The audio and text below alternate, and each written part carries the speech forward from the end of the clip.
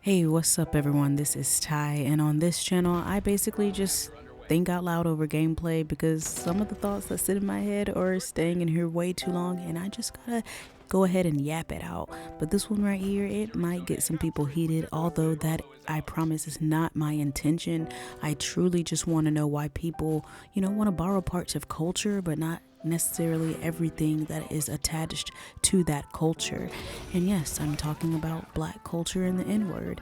And by the end of this video, I hope to figure out if I'm just tripping or, if someone else out there maybe, shares the same thoughts and is curious just like me, because maybe I am just tripping, because I grew up in Texas, around my Mexican siblings. So being around different cultures wasn't anything new to me.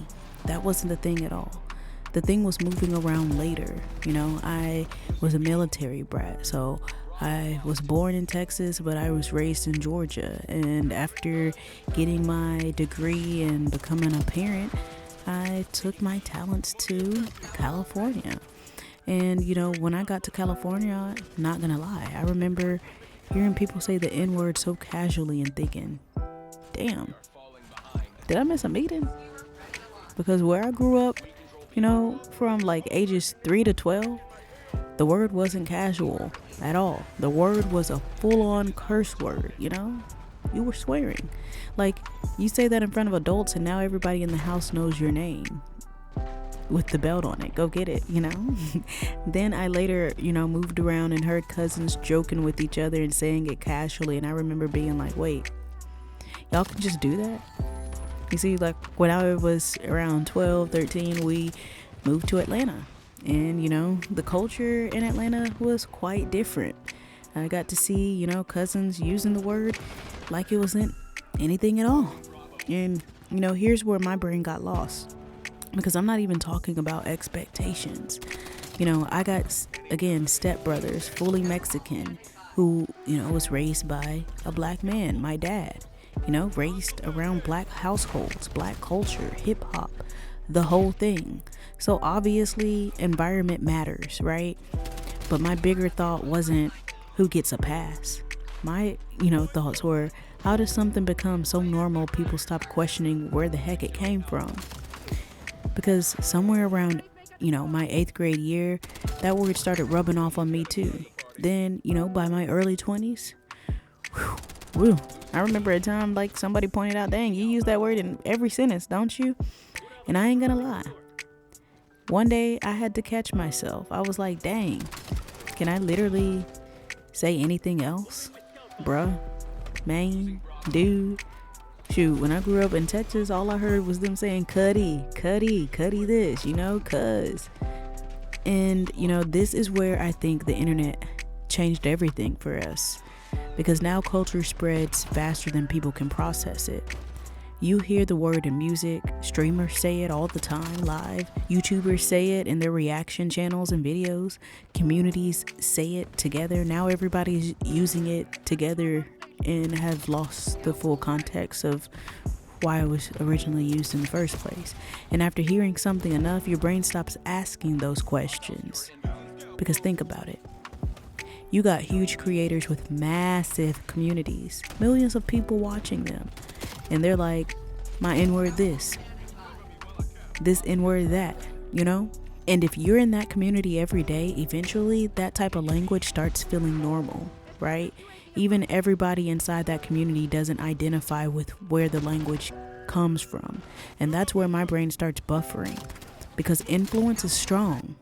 I had a coworker when I was working in California, and I genuinely think I was the first black person to tell her, yeah, I actually don't like you. I'm not comfortable with you saying that around me, like straight up.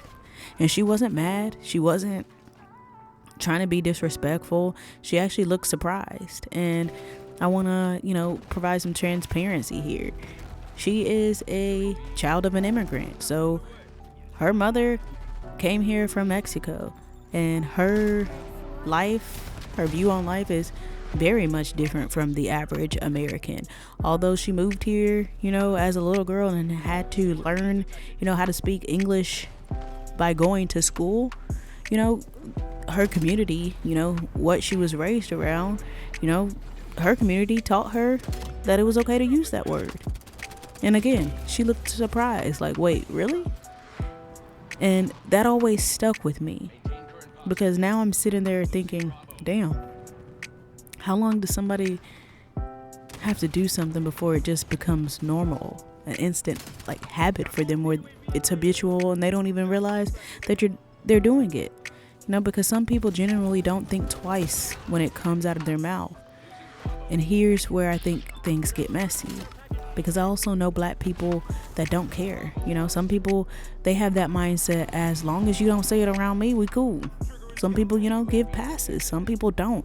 Some people don't even use the word themselves, right?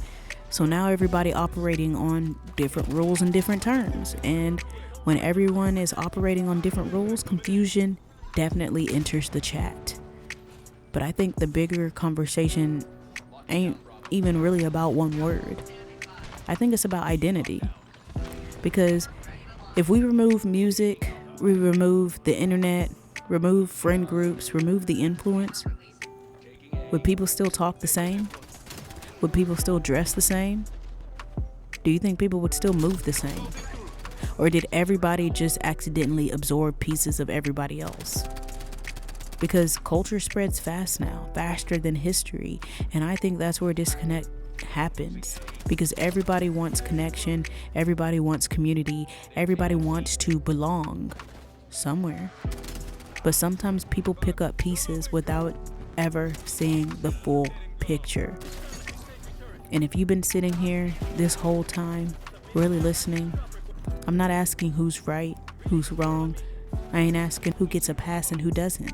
What I want to know is how much of who we are is actually us, and how much did we pick up from everybody else around us.